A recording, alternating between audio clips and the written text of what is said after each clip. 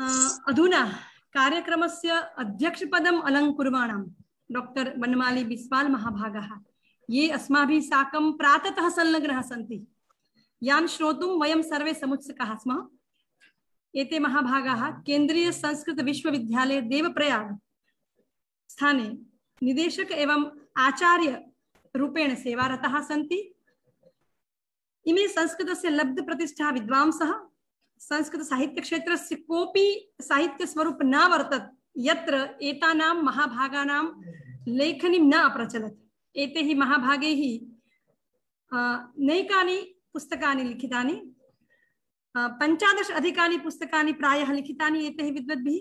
ओडिया, हिंदी, अंग्रेजी एवं गुजराती भाषायाः नैकानां पुस्तकानां संस्कृत अनुवादोऽपि प्रणीतः। संस्कृत भाषायाः नैकानां पत्रपत्रिकाणां सम्पादनकार्येऽपि इमे विद्वद्वराः दत्तचित्ताः वर्तन्ते। तेषु द्रक्, कथासरित्, journal of Ganganath Jha campus, international journal एवं पद्यबंधा संस्कृत कविता षण्मासिकी पत्रिका इत्यादयः प्रमुखाः सन्ति। इमे विद्वद्वराः नैकैः पुरस्कारैः सम्मानिताः। तेषु बाणभट्ट पुरस्कार, उत्तर प्रदेश संस्कृत महामहोपाध्याय सम्मान, हिंदी साहित्य सम्मेलनम, नव ऊर्जा अभिनंदन भारतीय भाषा परिषद कोलकाता, गोस्वामी गिरिधरलाल गद्य रचना पुरस्कार दिल्ली संस्कृत अकादमी, अखिल भारतीय मौलिक संस्कृत लघु नाटक पुरस्कार दिल्ली संस्कृत साहित्य अकादमी, पंडितराज जगन्नाथ पद्य रचना पुरस्कार दिल्ली संस्कृत अकादमी, ओडिया साहित्य विशिष्ट प्रदानार्थम उपेंद्र भंज सम्मान भंजपीठ भुवनेश्वरम तथा संस्कृत प्रतिभा सम्मान के ओमन्स कॉलेज बालेश्वरम। मया तु अत्र केवलं प्रमुखाः सम्मानाः एव उल्लेखिताः। इमे महाभागाः नैके विशिष्ट सम्मानैः उपाधिभिश्च मण्डिताः। एतादृशान् संस्कृत विदुषः, संस्कृति रक्षकान्, विबुधाग्रगण्यान् महान्तान् साहित्यकारान् अहं निवेदयामि यत् अध्यक्षीय भाषणेन अस्माकं मार्गदर्शनं कृत्वा अस्मान् अनुगृह्णन्तु इति। बनमाली बिस्वाल जी के बारे में एक बात मैं यहाँ अवश्य जोड़ना चाहूंगी। He is a passionate listener. सुबह से लेकर 3 घंटे से वह हम श्रोताओं की तरफ या श्रोताओं को दत्तचित होकर सुन रहे हैं। तपोनिष्ठ योगी की तरह समग्र कार्यक्रम में उनकी विशेष उपस्थिति हमें प्रेरणा देती रही है। और संस्कृत का बहुचर्चित एक सुभाषित यहाँ क्रम परिवर्तन करके मैं बोलना चाहूंगी। आधुनिक समय में हम जानते हैं कि वक्ताओं की कमी नहीं है, सबको बोलना है, सुनने वाले लोग बहुत कम हैं। यहाँ कहना चाहूंगी, शतेषु जायते शूरः सहस्रेषु च पंडितः वक्ता दशसहस्रेषु श्रोता भवति वानवा। हो, may now request Dr. Banmali Biswal, today's chairperson, to address the participants. Dr. Banmali Biswal जी, आपका स्वागत है।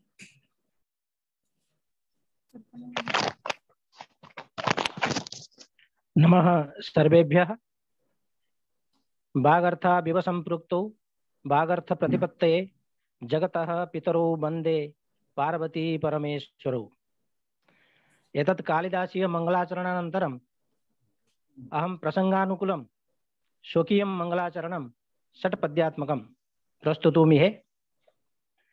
कविकुल गुरुं नौमि कालिदासं महाकविं सरस रससंबद्धं रससिद्धं कवीश्वरं विश्वकविं च तं वन्दे जस्य दृष्टिश्च वैश्विकी ध्वनितं जस्य काव्येषु वसुधैक कुटुम्बकम्। कविं भारतीयं वन्दे कालिदासं महाकविम् अखंडे भारते जस्य विश्वासस्तु दृढ़ो मतः। अवधूतं कविं वन्दे कबीरं कविपुंगमम् अनासक्तं पुरुषं तं योगिनं परमं मुदा। महाकवि युगम वंदे महाकवि युगम द्वयम वंदे स्वस्वयुग प्रवर्तकम अखंड भारतम जाभ्याम शोकाव्येषु प्रकल्पितम। मानवीय गुणान् विश्वम उपदेष्टुं सदा रतौ कबीर कालिदासौ च वंदनीयो नमाम्यहम्। ऐसा राष्ट्रीय संगोष्ठी वर्तते। अत्र संस्कृत महाकविना कालिदासेन साकं हिंदी महाकवेः कबीरस्यापि चर्चा जायमाना अस्ति। अत्र संस्कृतेतर विद्वांसः शोधछात्राः प्रतिभागिनः अपि सन्ति। अतः मदीयम् अध्यक्षीयं वक्तव्यं राष्ट्रभाषया एव भवेदिति मे मतिः। अतः इदानीं हिंदी भाषाम् आश्रित्य किंचित् प्रस्तुतुम् इहे। Desai Chandulal Manilal arts and commerce college Viramgam Gujarat तथा संस्कृत साहित्य अकादमी गांधीनगर के संयुक्त तत्वावधान में आयोजित इस नेशनल वेबिनार में आप सभी का स्वागत एवं अभिनंदन। उद्घाटक आदरणीय पद्मश्री श्री विष्णुभाई पांड्या जी, अध्यक्ष गुजरात साहित्य अकादमी गांधीनगर। मुख्य अतिथि doctor Nitin bhai Pethani ji, vice chancellor Saurashtra university Gujarat.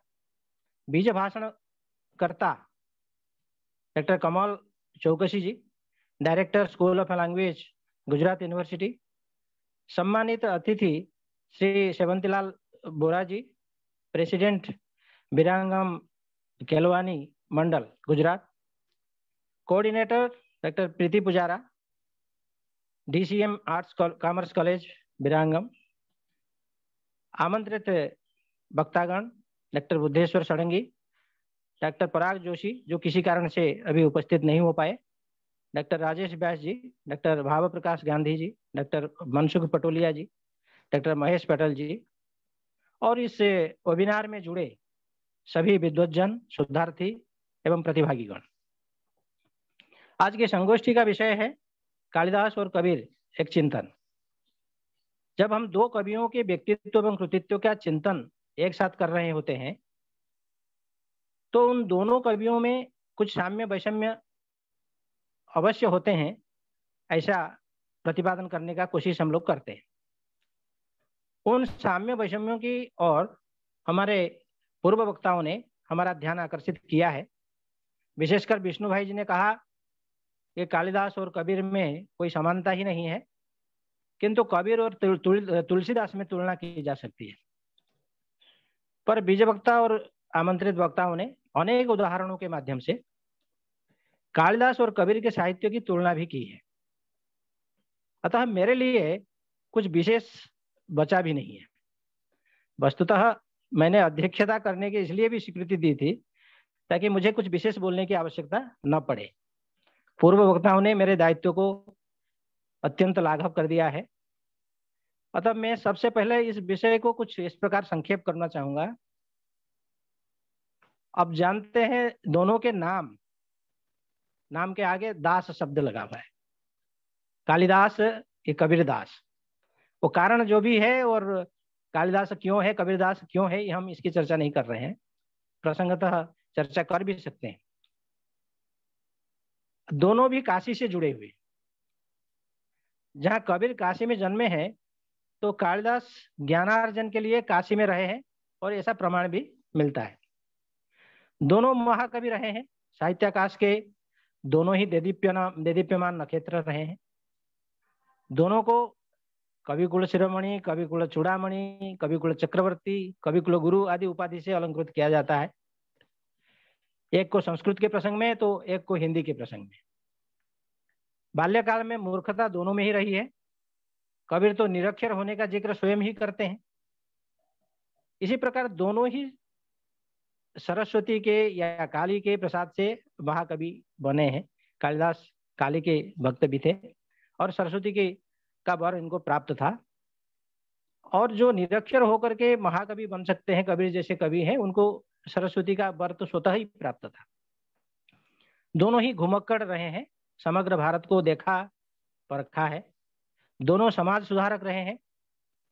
काव्य के उपदेशों से दोनों ने मानव जाति को शिक्षित किया है और मानव समाज का कल्याण किया है।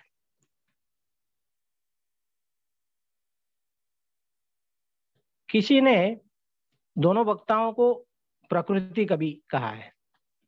कालिदास की प्रकृति नेचर है तो कबीर की प्रकृति प्रजा, ऐसा किसी वक्ता ने अभी कहा है।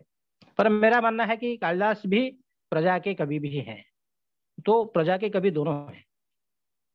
श्रृंगार एवं शांत रस के समर्थक दोनों रहे हैं। दोनों प्रेम के उपासक रहे हैं, पर आलम्बन अलग है। कालिदास में श्रृंगार रस की प्रधानता रही है, तो कबीर में शांत रस की। उपमा रूपक आदि अलंकार दोनों के प्रिय रहे हैं। इनके उपदेश केवल अज्ञ असाधुओं के लिए नहीं, साधुओं के लिए भी रहा है। जैसे कि कबीर कई बार कहते हैं, कहत कबीरा सुनो भाई साधो आदि। अब दोनों महाकवियों के बारे में बारी बारी से कुछ बात रखूंगा। इस संगोष्ठी का उद्देश्य यही है कि दोनों महाकवियों के बारे में कुछ चर्चा हो। अब तक बहुत चर्चा हो चुकी है, आप सभी प्रबुद्ध हैं, अतः साम्य वैषम्य की तुलना आप स्वयं कर लेंगे। महाकवि कालिदास संस्कृत साहित्याकाश के दिव्य सूर्य रहे हैं, ऐसा कह सकते हैं। वो सर्वथा सर्वतोमुखी प्रतिभा संपन्न कवि हैं। विश्व के महान कवियों में कवि कुलगुरु कालिदास का स्थान सर्वोच्च है। किसी प्राचीन कवि ने कालिदास की तुलना दूसरी अनामिका से करते हुए कहा है, उनको अद्वितीय माना है। पुरा कवीनाम गणना प्रसंगे कनिष्ठिकाधिष्ठित कालिदासः अद्यापि तत्तुल्य कवेरभावात् अनामिका सार्थवती बभूव। महाकवि कालिदास के जन्मकाल के विषय में अनेक विद्वानों में भिन्न भिन्न मत है। ईसा पूर्व 150 वर्ष से लेकर 450 ईस्वी वर्ष तक इनकी समय मानते हैं। मतलब इतना स्थिर नहीं किया जा सकता है कि उनका वास्तविक समय क्या है। कोई उन्हें काली भक्त कहता है, तो कोई उन्हें शिव भक्त भी मानता है। उनकी रचनाओं में ये तथ्य सामने आते हैं इनके शिव भक्त होने का। वे विक्रमादित्य के दरबार के रत्न कवि रहे हैं, नवरत्नों में से एक है। ब्राह्मण वंश में उत्पन्न कालिदास अनाथ थे, ऐसा भी ऐसी भी किंवदंती है। उनका पालन पोषण एक ग्वाले ने किया था। 18 वर्ष की अवस्था तक वो निरक्षर तथा वज्र मूर्ख थे। जैसे कबीर भी निरक्षर रहे हैं, ये भी एक इनकी युवावस्था तक निरक्षर ही रहे हैं। कहा जाता है कि वो इतने मूर्ख थे कि जिस डाली पर बैठे थे उसी डाली को काट रहे थे। कालिदास का विवाह राजकुमारी विद्युतमा से हुआ है। प्रसंग सभी लोग जानते हैं, मैं विस्तार से नहीं कहूंगा। विवाह के कुछ घंटों बाद विद्युतमा को कालिदास के मूर्ख होने का, मूर्ख बल्कि नहीं महामूर्ख होने की बात मालूम हुई, तो उन्हें घर से निकाल दी। घर से निकलकर कालिदास ने तन मन वचन से माँ काली की उपासना की, और माँ काली के आशीर्वाद से कालिदास प्रकांड कवि और विद्वान बन गए। लौटने पर विद्युतमा ने उनसे पूछा, क्या उनकी वाणी में कुछ विशेषता आई है? अस्ति कश्चित भाग विशेषः। इसी प्रश्न के उत्तर में कालिदास ने कुमार संभवम, मेघदूतम, रघुवंश तथा ऋतु संहार आदि काव्यों की रचना की है। अस्ति उत्तरश्याम दिशि देवतात्मा कुमार संभव, कश्चित कांता विरह वृणा मेघदूत, बागर्था विव संपृक्त रघुवंश, और विशेष सूर्य स्पृहणीय चंद्रमा ऋतु संहार। इसी प्रकार उन्होंने मालविकाग्निमित्र, विक्रम और वशीयम तथा अभिज्ञान शाकुंतलम जैसे नाटकों की रचना की है। जब वे विद्युतमा को गुरु माता मानकर पूजने लगी, तो विद्युतमा ने खींचकर उन्हें यह शाप दिया कि तुम्हारी मृत्यु का कारण एक स्त्री ही बनेगी। हुआ भी ऐसा ही था। कालिदास उज्जैनी जाकर वेश्याओं की संगति में आने लगे थे। एक बार एक वेश्या ने बताया कि एक राजा ने कविता के एक चरण की पूर्ति के लिए एक बड़ा पुरस्कार रखा है। तो वो समस्या पूर्ति का तो पहला चरण था कि कमले कमलोत्पत्ति ही श्रूयते न तो दृश्यते। तो अर्थ बताने की जरूरत नहीं, आप सब संस्कृत के विद्वान हैं। तो कालिदास ने इसकी पूर्ति की, तब मुखाम्बुजे कथम इंदिवरोद्वयम, मतलब तुम्हारे मुख रूपी कमल पर दो नयन रूपी कमल कैसे है, कैसे उत्पन्न हुए हैं, अगर ऐसा नहीं तो इस तरह से उनके पूर्ति की थी। तो पुरस्कार के लोभ में उस वेश्या ने कालिदास की हत्या कर दी और एक शिलालेख के अनुसार महाराज विक्रमादित्य के आश्रय में कार्तिक शुक्ल एकादशी रविवार के दिन 95 वर्ष की आयु में कवि कालिदास ने अपना प्राण त्याग दिया, ऐसा माना जाता है। बाकी काव्यों के बारे में चर्चा हुई, उदाहरण पे सब गए हैं, इसलिए मैं कुछ सामान्य ही बात कह करके अपनी वाणी को विराम दूंगा दोनों कवियों के बारे में, क्योंकि फिर जो गंभीरता लोगों के व्याख्यान में रही है वो फिर मैं गंभीर विषय में फिर नहीं ले जाना चाहता हूँ। आप लोगों ने काफी कुछ सुन रखा है, तो आज के दिन में इनके साहित्य की चर्चा भी कुछ हो जाए, यही हमारे लिए बहुत है। रघुवंश के 25 सर्गों में कालिदास ने रघुवंशीय राजाओं का जो वर्णन किया है। यहाँ कथा दिलीप से प्रारंभ होती है और अंतिम राजा अग्निवर्ण की मृत्यु के बाद शासन उनकी गर्भवती रानी के हाथ में आ जाती है, तब तक कथा चलती है। यहाँ वर्णनों की सजीवता, प्रसंगों की स्वाभाविकता, शैली की मधुरता, भाव भाषा की अनुरूपता, ये सब वैशिष्ट्य इस काव्य में देखने को मिलते हैं। इसी प्रकार कुमार संभव के 17 सर्गों में शिव पार्वती के विवाह और उनके पुत्र कार्तिकेय के तारकासुर वध की कथा वर्णित है। वो कुमार संभव को कोई 8 सर्ग तक भी मानते हैं, तो बात जो भी हो। ऋतु संहार इनकी प्रारंभिक रचना है, इसमें प्रौढ़ता का अभाव है, ऐसा कई समीक्षक मत रखते हैं। मालविका अग्निमित्र में शुंगवंशीय राजा अग्निमित्र तथा मालविका के प्रेम का वर्णन है। इसमें अंतःपुर के षड्यंत्र, रानियों की ईर्षा, राजाओं की विलासिता, ये सब यथार्थ चित्रण वहाँ देखने को मिल सकता है। और विक्रम और विषय में राजा पुरुरवा और उर्वशी की प्रेम कथा बड़ी मार्मिकता से वर्णन हुआ है। और राक्षस के चंगुल से बचाते बचाते पुरुरवा को उर्वशी से प्रेम हो जाता है और प्रेम में विरह का वर्णन अत्यंत स्वाभाविक इसका जैसे नाटक में देखने को मिलता है। अभिज्ञान शाकुंतलम में हस्तिनापुर के राजा दुष्यंत तथा महर्षि कन्नु की पुत्री शकुंतला के प्रेम विवाह, प्रेम विरह मिलन, ये सब की अत्यंत भावपूर्ण वर्णन है। इन सभी रचनाओं में कालिदास का कथोपकथन प्रसंगानुकूल है। उनकी भाषा सरल, पात्रानुकूल और व्यंजनापूर्ण है। मानवीय भावों का सूक्ष्म उद्घाटन करने में कालिदास अद्वितीय है। इसमें प्रकृति सौंदर्य की हृदय स्पर्शी झांकी अनेकत्र देखने को मिलती है। निसंदेह कालिदास ही संस्कृत साहित्य के ऐसे सर्वविख्यात महाकवि हैं जिन्होंने काव्य और नाट्य दोनों क्षेत्र में अपने अनुपम प्रतिभा के माध्यम से महाकवि के रूप में अपने को प्रतिष्ठित कर पाए हैं।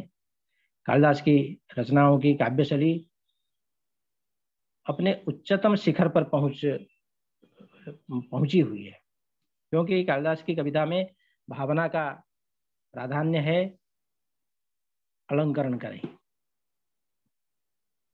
कालिदास के काव्य में कला के साथ साथ भाषा का उदात्त आलंकारिक प्रभाव भी मिलता है।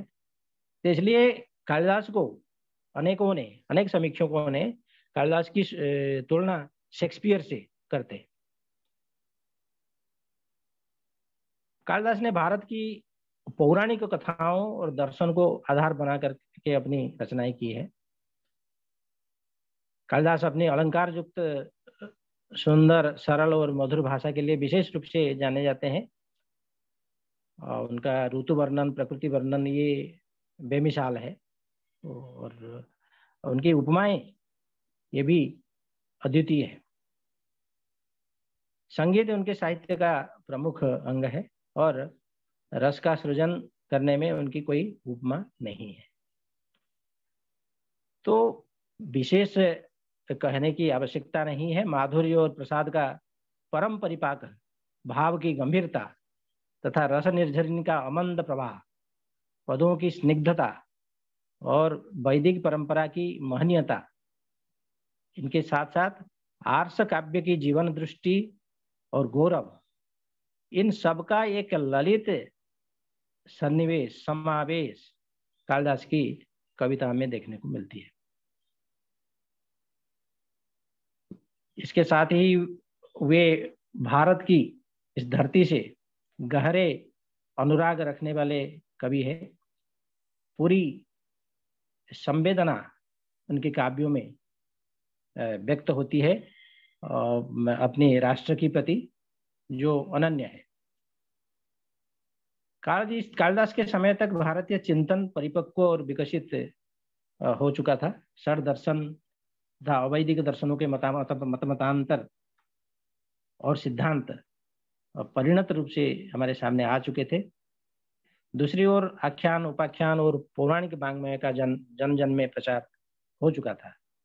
वैदिक धर्म व दर्शन की पुनः स्थापना का भी अभूतपूर्व संगम कालिदास के साहित्य में देखने को मिलता है।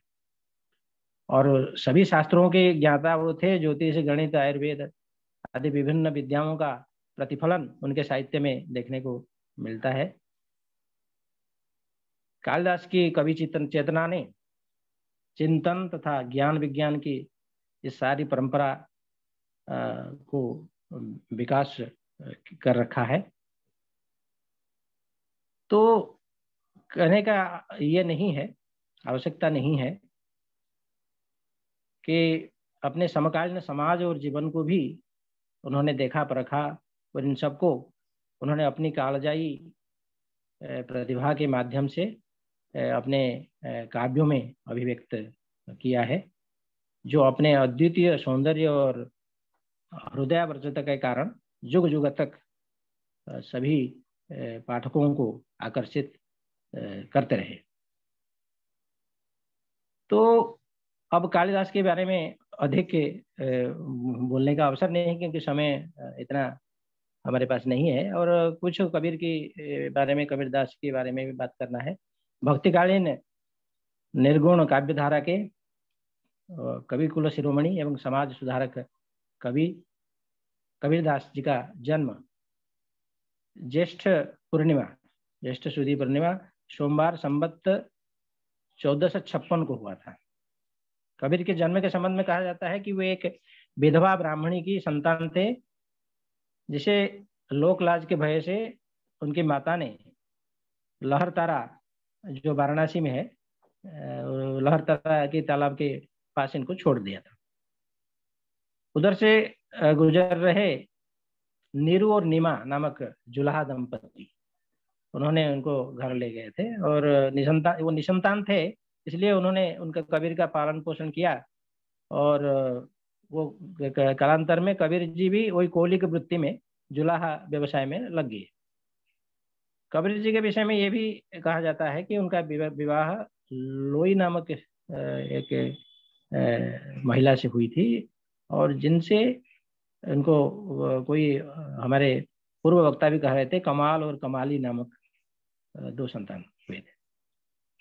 तो कबीरदास जीवन भर काशी में रहे हैं और 1575 संवत में वो ईश्वर को विलीन हो गए।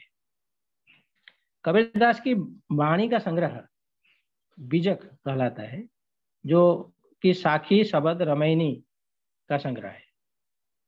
यह भी कहा जाता है कि उन्होंने 6,84,000 पदों की रचना की थी।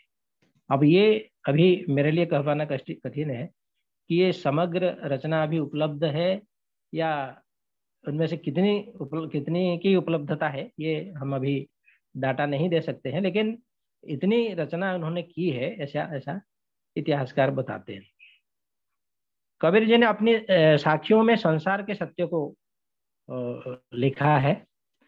उनके काव्य के भाव पक्ष में निर्गुण उपासना का भाव मिलता है। कबीरदास जी निर्गुण परमात्मा के उपासक रहे हैं। उनके काव्य में वर्णित राम का तात्पर्य निर्गुण ब्रह्म से है। कबीर जी ने ईश्वर का नाम स्मरण हमेशा उस स्मरण पर विशेष बल देते रहे हैं। वह गुरु महिमा के बखान में भी मुखर है। भक्त कबीर जी संत कबीर के नाम से भी प्रसिद्ध है। वो रहस्यवादी कबीर है और उनका भक्ति आंदोलन पर गहरा प्रभाव पड़ा है और उनकी वाणी सिखों के धार्मिक ग्रंथ गुरु ग्रंथ साहिब में भी उल्लिखित है। उनके प्रमुख रचनाएं बीजक साखी ग्रंथ, कबीर ग्रंथावली और अनुराग सागर हैं। वो समाज सुधारक केवल समाज सुधारक ही नहीं थे, बड़े निडर निर्भय समाज सुधारक रहे हैं। उन्होंने अपनी रचनाओं में आम लोगों की जो बोली है उसका प्रयोग किया है, इसलिए वे अधिक लोकप्रिय भी रहे हैं।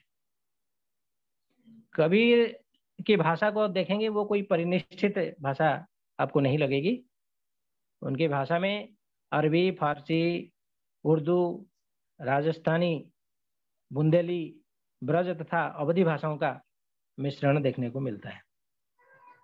इसी खिचड़ी भाषा के कारण उनकी भाषा को समीक्षक लोग साधुकड़ी भाषा कहते हैं।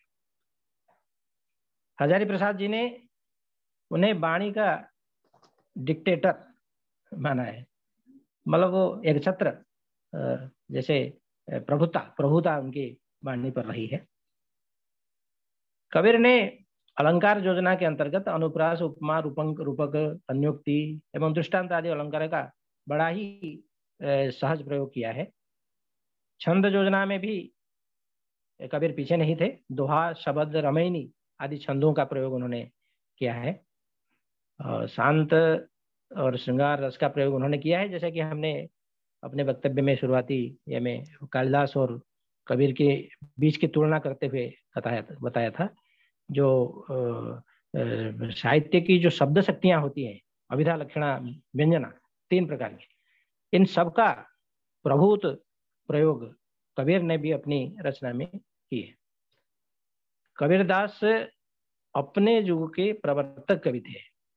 भक्तिकालीन निर्गुण काव्यधारा के वो ज्ञान मार्गी कवि रहे हैं। वस्तुतः ये देखें तो कविता करना उनका कोई लक्ष्य नहीं था। उन्होंने समाज सुधार की भावना से ही कविताएं लिखी है। जो कुछ लिखा है वो संसार का यथार्थ है। वे रहस्यवादी साधना के सिद्ध साधक कवि हैं। अपने गुरु रामानंद के उपदेशों और सिद्धांतों का प्रचार उन्होंने जीवन भर किया है। वे उनके सच्चे शिष्य भी रहे। उन्होंने स्वयं कहा है, काशी प्रकट भये रामानंद चेताया। हम प्रकट तो हुए काशी में, लेकिन हमें रामानंद ने ही, मतलब उनके गुरु ने ही मुझे चेताया है, यह इन्होंने स्वयं माना है। और कबीर के जो एक दोहे प्रसिद्ध है, वस्तुतः संत कबीरदास जी ने भारतीय साहित्य में एक अलग पहचान बनाया है अपने दोहों के माध्यम से। खास करके जब दोहों की बात करते हैं तो संत कबीर जी का नाम सबसे ऊपर आता है। कालिदास के अनुष्टुप के साथ हम कबीर के दोहों की तुलना कर सकते हैं। मतलब कालिदास के अनुष्टुप जो प्रभाव छोड़ते हैं, वो कबीर की दोहे ऐसा प्रभाव पाठकों पर छोड़ते हैं। कबीर जी ने अपने जीवन काल में बहुत सारी चीजों का अनुभव किया है और उन्हें दोहे के माध्यम से हमारे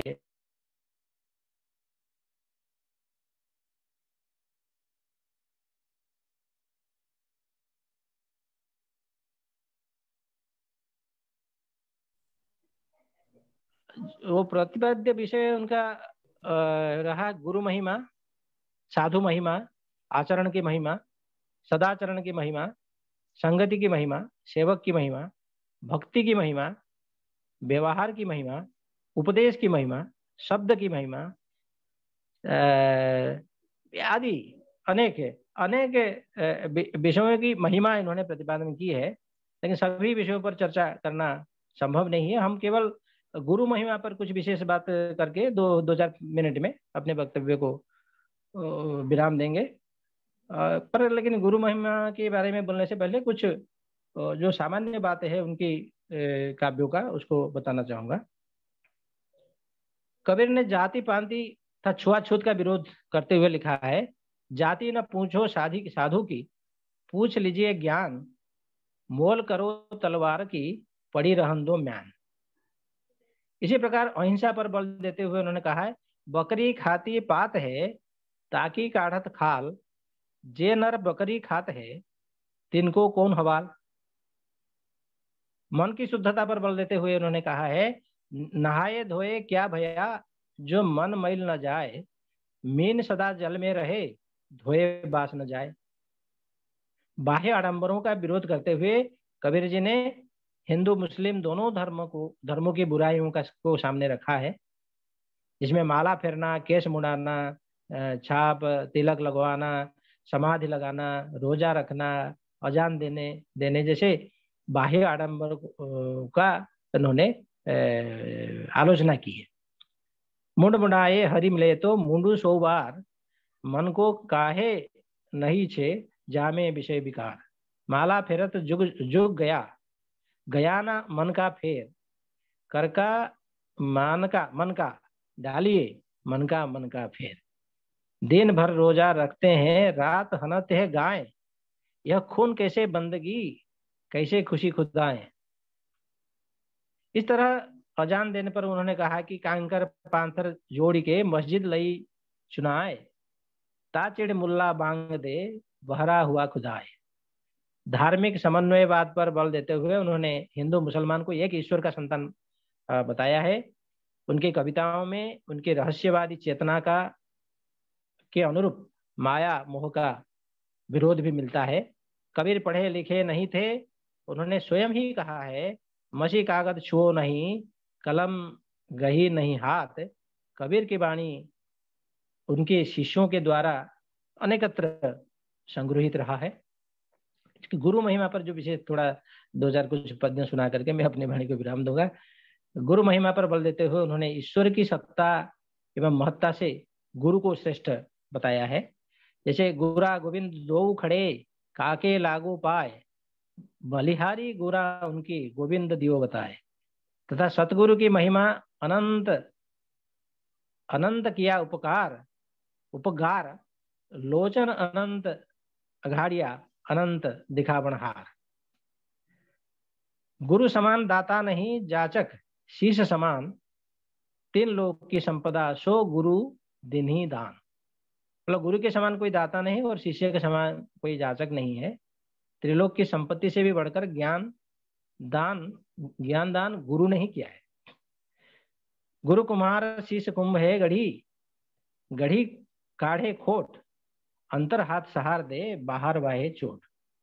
गुरु कुम्हार है और शिष्य घड़ा है, भीतर से हाथ का सहारा देकर बाहर से चोट मार मार के वो गढ़ा है, शिष्यों को गढ़ा है और उनकी बुराइयों को बाहर निकाला है।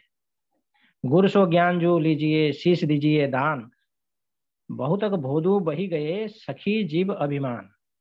अपने सिर की भेंट दे करके गुरु से ज्ञान प्राप्त करो, परंतु यह सीख न मानकर और तन धनादि का अभिमान धारण कर कितने ही मूर्ख संसार से बह गए, गुरुपद पोत में न लगे,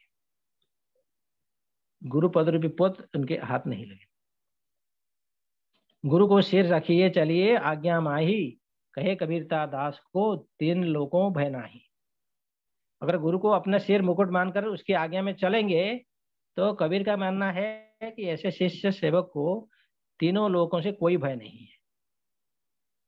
गुरु मूर्ति गति चंद्रमा, सेवक नयन पुकार चकोर, 8 पहर निरखत रहे गुरु मूर्ति की ओर।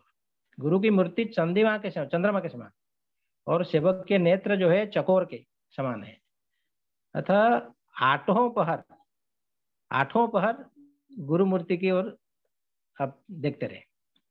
ज्ञान समागम प्रेम सुख दया भक्ति विश्वास, गुरु सेवा ते पाइए सदगुरु चरण विश्वास। ज्ञान संत समागम सबके प्रति प्रेम, ये सब भाव, सुख दया भक्ति सत्य स्वरूप, ये सदगुरु के शरण में जाने से, गुरु की सेवा करने से ही ये प्राप्त होते हैं। सब धरती कागज करूं, लेखनी सब बन राय, सात समुद्र की मसी करूं, गुरु गुण लिखा न जाए। ये हमारे एक संस्कृत के पद्य है। असित गिरि समम स्यात् कज्जलम सिंधु पात्रे।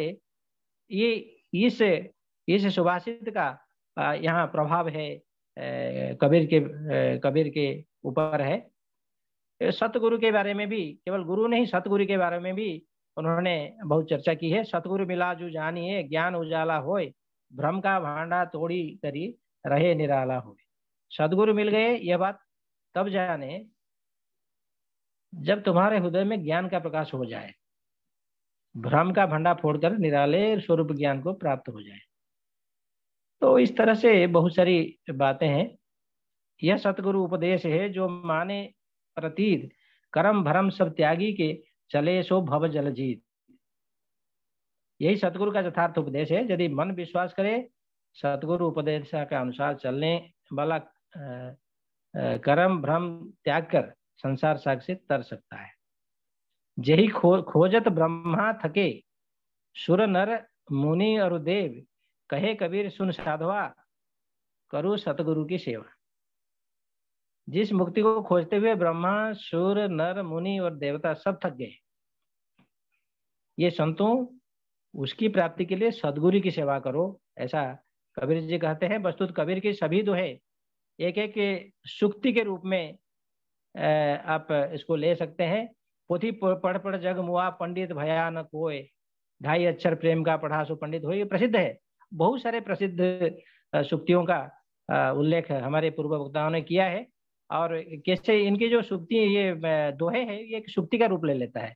जैसे धीरे धीरे रे मना, धीरे सब कुछ होए, तिनका कबहू ना न दिए, जो पावन तर होए, लूट सके तो लूट ले, राम नाम की लूट, कल करे सो आज करे, आज करे सो अब, साईं इतना दीजिए जो कि कुटुंब समाए, दुख में सुमिरन सब करे, सुख में करे न कोई, अति का भला न बोलना, अति की भली न चूक, इत्यादि। इस तरह से सुक्तियों का भरमार कबीर की उक्तियों में मिलता है। वो कोई हम नई बात नहीं बोल रहे हैं। तो कबीर को इसी बहाने हमें कुछ पढ़ने का अवसर दिया डॉक्टर प्रीति जी ने, इसलिए हम इनका हृदय से आभार करना चाहेंगे, सभी आयोजकों का। वस्तुतः ये इस सब में अध्यक्षता करना और बीजवक्ता के रूप में कुछ बोलना है, इसमें कोई अभी पांडित्य दिखाना नहीं होता है, बल्कि इतने समय तक हम इस विषय को जब सुनते हैं, अन्य वक्ताओं को सुनते हैं, और इसी के लिए हम कुछ पढ़ते हैं और कुछ कविताओं को देखते हैं, वही हमारा लाभ है। वस्तुतः ये लाभ मुझे ये इस अध्यक्षीय क्या कहें दायित्व को स्वीकार करने से ये मिला है। मैं सभी आयोजकों का के प्रति अपना आभार व्यक्त करता हूँ। बहुत बहुत धन्यवाद मुझे सुनने के लिए। धन्यवाद। पुरुषः धन्यवादाः महाभागाः। उपकृतः वयं भवतः प्रेरणावचोभिः। कालिदास कबीरयोः रचनाभ्यां नैकानि उदाहरणानि प्रस्तुतः। एतयोः उभयोः रचनासु साम्य भेदानामपि चर्चा कृता। दोनों ही की रचनाओं की साहित्यिक विशेषता, छंद, अलंकार, रस, भाव से आपने हमें अवगत कराया। कबीर जी की समाज सुधारक की भूमिका को भी स्पष्ट किया। कबीर के गुरु रामानंद की कृपा का भी आपने उल्लेख किया। कालिदास के अनुष्टुप और कबीर के दोहों के ऊपर भी कार्य हो सकता है, ऐसा दिशा निर्देश आपने किया। अवश्य इस दिशा में हम सोचेंगे। सामाजिक दूषणों एवं बाह्य आडंबरों की आलोचना कबीर के साहित्य से आपने यहाँ पर रखी, और अंत में गुरु की महत्ता को बताते हुए कई सुक्तियों का भी वर्णन करते हुए आपने अपनी बात को संपन्न किया। पूरे कार्यक्रम में आपने अपनी उपस्थिति से हमें अलंकृत किया, मंडित किया। इस बात से हम बहुत खुश हैं। आपका ऋण स्वीकार करते हैं, आभार करते हैं। पुनरेकवारं प्रणामान् प्रस्तौमि, धन्यवादान् च वितरामि। लेकिन जब अध्यक्षीय प्रवचन आया तब मैंने देखा तो जब अध्यक्षीय प्रवचन था तो वो देवप्रयाग उत्तराखंड से था। तो लगता है कि ऐसे तो गंगा निकलकर गंगा सागर तक जाती है, लेकिन आज ऐसा हुआ कि गंगा उलटबाशी हो गई और गंगा सागर से सीधी देवप्रयाग चली गई सर। तो इससे बड़ी सफलता क्या हो सकती है? डॉक्टर बनवाली बिस्माल जो देवप्रयाग से है, हिमालय हमारा उच्चतम उन्नत सिर है, तो वैसे ही संस्कृत साहित्य में बनवाली जीवन उन्नत सिर समान है, इसका भी सम्मान हम करते हैं। उन्होंने कई बातें रखी है, उसका हृदय कवि हृदय है, कवि हृदय से उन्होंने सभी बातें हमारी समक्ष प्रकट की है। कालिदास को संपूर्ण तौर से सभी आयासों से कालिदास कैसा है, इसकी वाणी में क्या है, उसका जन्म कहाँ हुआ, कबीर का कहाँ जन्म हुआ, कबीर ने कैसे अपनी बात मानव हृदय तक पहुंचाई है, इस सभी बातें करके उन्होंने भी हमें अवगत किया है। और वो देवप्रयाग वाले डॉक्टर प्रोफेसर बनवाली बिस्माल जी संस्कृत साहित्य की ऐसी सेवा कर रहे हैं, संस्कृत के सभी आयामों में उन्होंने बहुत अच्छा काम किया है। जो उसको पुरस्कार मिलते हैं उससे साबित हो जाता है कि वो बड़ा आदमी और बड़ा संस्कृत की सेवा करने वाला व्यक्ति है। हम बनवाली जी का भी हृदय से आभार प्रकट करते हैं और इसके आगे